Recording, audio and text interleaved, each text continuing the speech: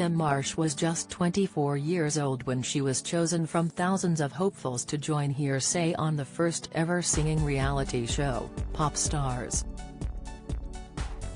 She and bandmates Myleene, Klass, Suzanne Shaw, Noel Sullivan and Danny Foster moved into a house in London together as music mogul Nigel Nasty Lithgow peppered to launch the group.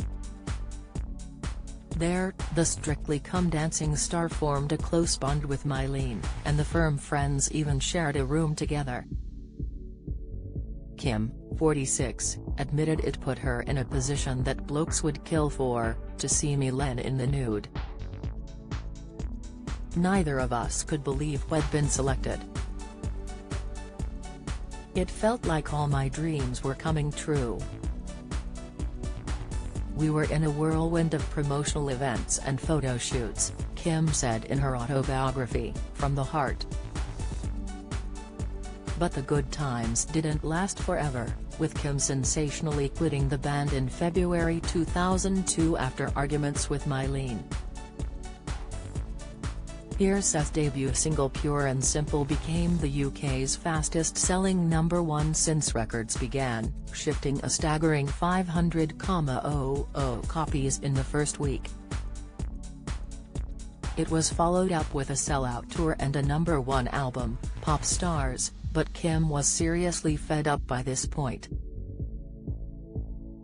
"I was lonely, stressed and sad when I should have been loving it," she said. "Tensions were building in the band and I felt like I was the odd one out." Kim made the decision to leave after one almighty Barney just before the band went on the Jerry Springer show in the US.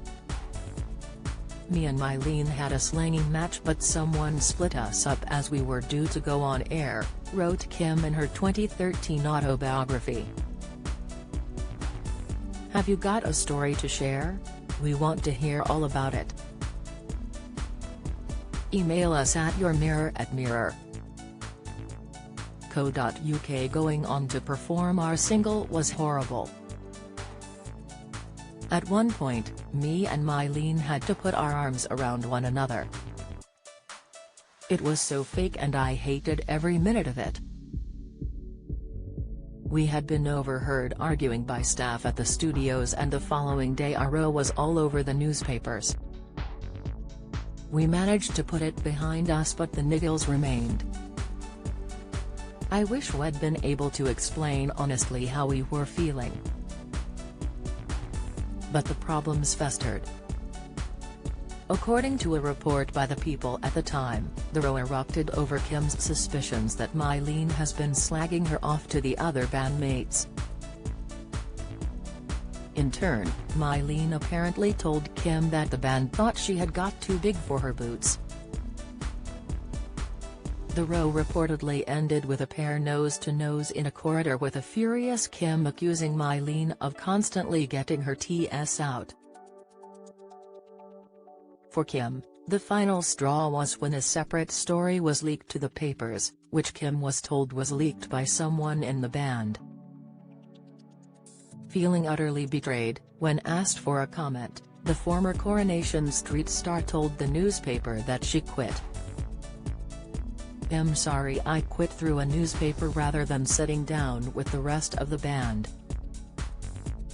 If we could have had a chat to clear the air it wouldn't have been so bitter afterwards," said Kim.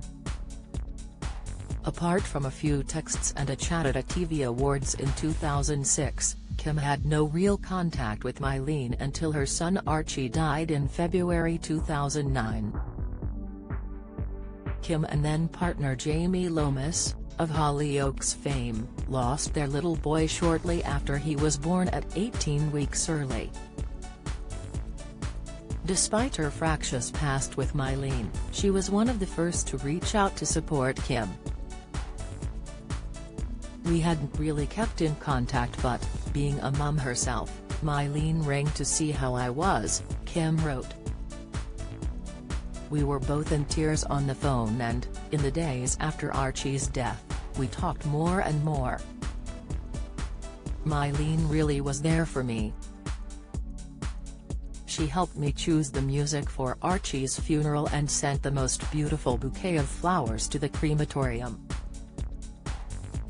Working on the ITV series Pop Star to Opera Star together also helped the pair to reconnect, and left Kim hoping they would now be friends for life. "We have both grown up now that we have children of our own," explained Kim. "Life is too short to hold grudges, and what happened back then isn't anyone's fault.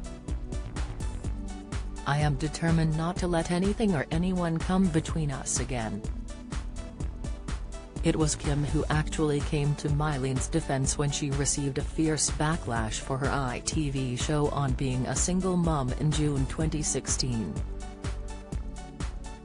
Myleene was slammed by some viewers for visiting families in an expensive car while wearing top-of-the-range clothing in her Single Moms on Benefits show.